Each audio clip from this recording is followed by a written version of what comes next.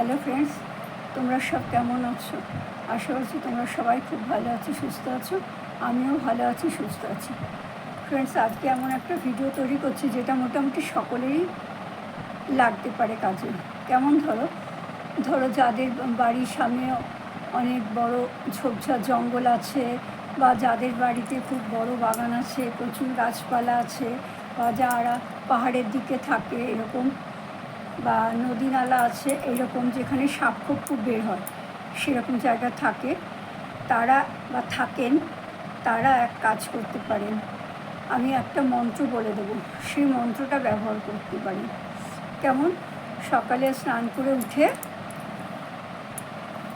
এরকম দুটো হাত জোড়া করে বলবেন, 3 বার বলবেন গরুর গরুর গরুর বলে 3 বার নমস্কার করবেন। আর তারপর বলবেন আস্তিক মুনি আস্তিক মুনি আস্তিক মুনি। কারণ আমরা জানি সাপ গরুর আর আস্তিক মুনিকে খুব ভয় পান, কারণ ওরা হলো, আস্তিক মুনি হলো সাপেদের গুরু। এই কাজটা করে দেখতে পারেন।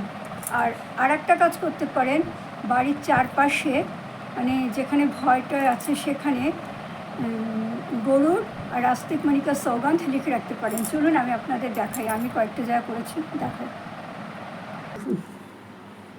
লিখে রেখেছি গরুর আস্তিক মণির দিব্যি। আপনারাও এরকম চারপাশে লিখে রাখুন, গরুর আস্তিক মণি।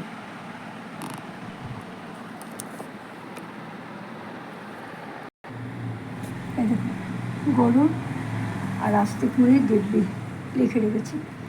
আপনারাও করে দেখতে পারেন। আর বিশেষ করে যখন ধরুন রাস্তাঘাট দিয়ে যাবেন, যেখানটা ধরুন অন্ধকার রয়েছে, সেই জায়গাটা একটু বিপদ বেশি থাকে।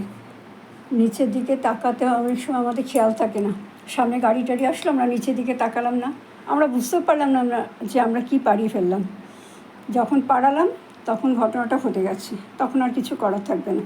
তো সেই সময় যদি ধরুন আমরা এই মন্ত্রটা বলি, গরুর গরুর গরুর গরুর গরুর গরুর গরুর গরুর বলতে বলতে আসি, তাহলে গায়ের সামনে দিয়ে চলে হবে, কিন্তু গায়ে ছোঁয়া লাগবে না। বা যারা রাত্রিবেলা শুতে ভয় পান, বিছানার শুয়ে যদি কেউ বলে, তাহলে চারপাশে দিয়ে আর আসবে না। করে দেখতে পারেন।